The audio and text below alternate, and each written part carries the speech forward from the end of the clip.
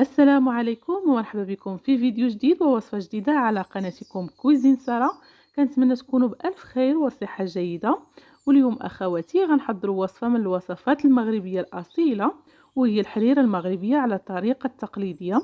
فطبعا كل مرة مغربية وطريقتها في تحضير الحريرة، ولكن بهذه الطريقة اللي كنحضرها بها أنا كتجي رائعة ومميزة، واللي دقها عندي كتعجبو وكيشكرها وكيسولني على الطريقة باش كنحضرها. فإلا بغيتو حتى نتوما تجربوا طريقتي تبعوا معايا المقادير وطريقة التحضير، وما تنساوش تشجعوني باللايكات ديالكم باش الفيديو يزيد يطلع عند الناس اخرين والكل يستافد. وبسم الله على بركة الله. وفي المكونات الأولية عندي بصلة كبيرة مشلضة رقيقة أنا دوزتها في الهاشواغ. إلا ما عندكمش الهاشواغ ممكن تحكوها غير في الحكاكة العادية. عندي زلافة صغيرة عامرة قزبر ومعدنوس مقطعين قطع رقاق، وعندي ايضا نصف زلافه صغيره كرافس مقطع رقيق انا دوزتهم في الهاشواغ. عندي ربع كاس او اكثر منه بقليل من الزيت النباتيه، وعندي ملعقه كبيره من السمن البلدي، وعندي واحد زلافه صغيره مع عمراش ديال العدس اللي نقيته وغسلته. عندي زلافه عامره ديال الحمص اللي رطبته ليله من قبل وزولت ليه او حيدت ليه القشره ديالو. وهنا عندي قطع ديال اللحم غنمي بالعظم ديالهم. ممكن ديروا طريفات ديال اللحم مقطعين مكعبات، او ممكن ديروا غير العظام لانهم كيعطيو مذاق زوين في الحريره. كما ممكن تستغناو على اللحم في مره. وهنا عندي تقريبا واحد 6 حتى 7 الحبات كبار ديال المطيشه اللي قطعتهم على جوج وغليتهم حتى طلعت فيهم الغليه، وطحنتهم بالقشور ديالهم وصفيتهم بهذا الشكل هذا. اما بالنسبه للتوابل فعندي نصف ملعقه صغيره من القرفه، ملعقه صغيره من السكنجبير، ملعقه صغيره مع عمراش من الابزار، ملعقه صغيره من الخرقوم البلدي، وملعقه صغيره من الملح. بالنسبه لطريقه التحضير فكناخذ الطنجره ديال الضغط وكنوضع فيها الزيت النباتيه. من بعد كنضيف البصله محكوكه او مشلضه رقيقه في الهاشواغ، وكنضيف القطع ديال اللحم وكنحرك الكل جيدا، وكنخلي القطع ديال اللحم يتحمروا مزيان مع ديك البصله. وهذا هو السر الاول اللي كيخلي الحريره ديالي تجي منسمه ولذيذه.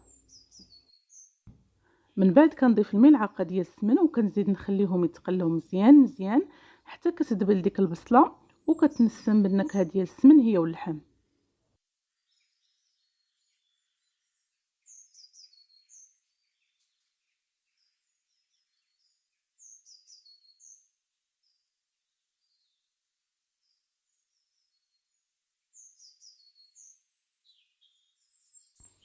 وهنا كنضيف مطيشه اللي غليتها من قبل وطحنتها بالقشور ديالها وصفيتها بهذا الشكل هذا.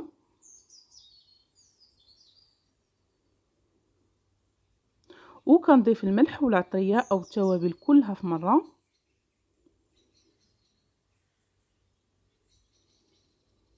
هنا كنضيف الكرافس وكنحتفظ بقياس ملعقه كبيره منه.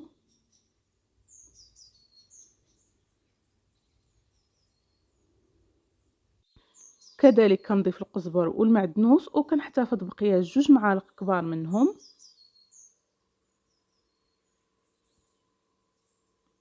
هنا كنضيف العدس اللي منقي ومغسول من قبل.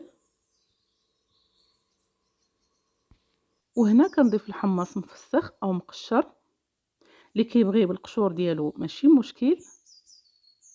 من بعد كنحرك الكل جيدا وكنغطي عليهم وكنخلي جميع المكونات حتى كيغلاو ويتقلاو مره اخرى مع بعضياتهم. وهنا من بعد ما طلعت فيهم الغليه بهذا الشكل هذا كنضيف الماء يكون غير بارد في الاول ماشي بالضروره يكون سخون.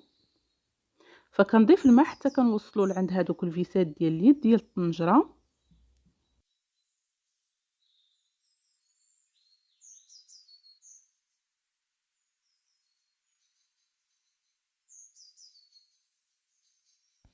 من بعد كنسد الطنجره وكندير الصفاره وكنخليها على نار متوسطه واحد 40 دقيقه تقريبا على ما يطيب لي اللحم والحمص. وفي هذا الاثناء كندوز باش نحضر الخليط اللي غندور به الحريره، واللي كنحتاج فيه كاس عنبه ديال الماء. كنضيف عليه نصف زلافه من دقيق الفورص، وكنضيف عليهم 3 المعالق كبار من معجون الطماطم، وكنخلط الكل جيدا. هنا كميه الدقيق كتبقى على حسب كيفاش كتبغيو الحريره ديالكم، واش خفيفه او ثقيله. فممكن تنقصوا او تزيدوا على حسب الرغبه ديالكم. وهنا كنزيد كاس اخر من الماء وكنخلط مزيان باش ما يتكونوش ليا الكويرات ديال الدقيق وسط الخليط. ممكن تخلطوه او تطحنوه في الخلاط الكهربائي كيجي احسن. كذلك ممكن تعوضوا دقيق الفورس بالدقيق ديال الإيلان او دقيق القمح او الخميره البلديه على حسب الرغبه ديالكم. والا بغيتو نشارك معكم الحريره بالدقيق ديال الإيلان وبلا طماطم مركزه خليوها ليا في التعاليق، فكيجي المذاق ديالها رائع وكتجي صحيه اكثر من الحريره اللي كندوروها بالدقيق ديال الفورس. وهنا من بعد ما دازت 40 دقيقه تقريبا كنفتح الطنجره ديالي، وكما كتشوفوا معايا الحمص والعدس وحتى اللحم طابو والماء نقص من الطنجره.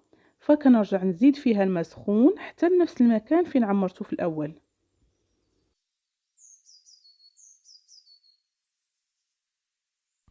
وهنا من بعد ما غلات ليا الحريره مره اخرى كنبدا ندور فيها وكنكب هذاك الخليط اللي حضرت تدريجيا وانا كنخلط باستمرار بهذا الشكل هذا.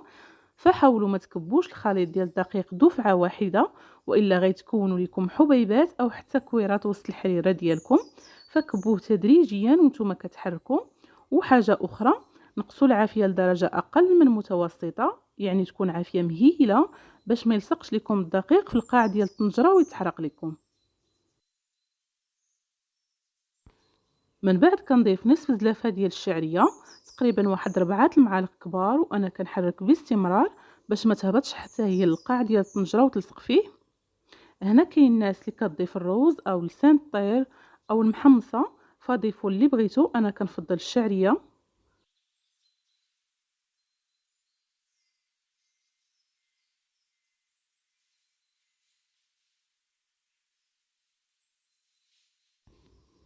هنا كنضيف القزبر والمعدنوس اللي احتفظت بهم من قبل،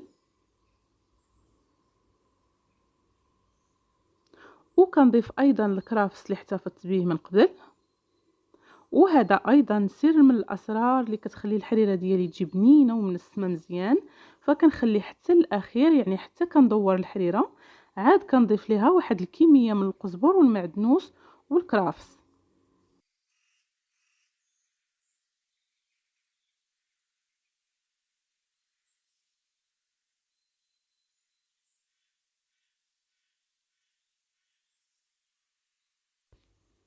وهنا كنخلي الحريره ديالي تكمل الطياب ديالها.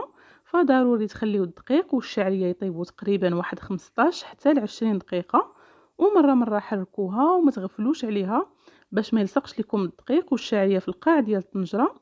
ومن بعد تذوقوا الحريره، الا كان خاصها شي اضافه بحال الملح او الابزار او السمن ضيفوهم وحركوا وخليوا الحريره فوق العافيه واحد 5 دقائق عاد قدموها. وحاجه اخرى باش تعرفوا باللي الدقيق اللي في الحريره طاب لكم، فكتبان لكم واحد القشره تكونات فوق الوجه ديال الحريره. انا هنا خليتها تبان لكم في الفيديو باش تشوفوها كيفاش كتكون. وهذه هي الحريره ديالي من بعد ما طابت. كنقدموها هكا مع التمر والمعسلات والمملحات. في هذا الوقت هذا بالضبط ديال البرد كيرجع عليها الاقبال وبكثره بحكم انها كتدفي من البرد. وفي رمضان بطبيعه الحال ما كتختارش اي دار مغربيه. فصدقوني البنات الا جربتوها بهذه الطريقه هذه غادي تعجبكم وما غاديش تحشمكم نهائيا، لانها كتجي مقومه وبنينه بلا قياس. وكما سبق وقلت لكم، الا بغيتوني نشارك معكم حريره صحيه بدقيق إيلان او دقيق القمح وبلا طماطم مركزه خليوها ليا في التعاليق. وما تنسونيش باللايكات وبالبارطاج، والى وصفه اخرى باذن الله.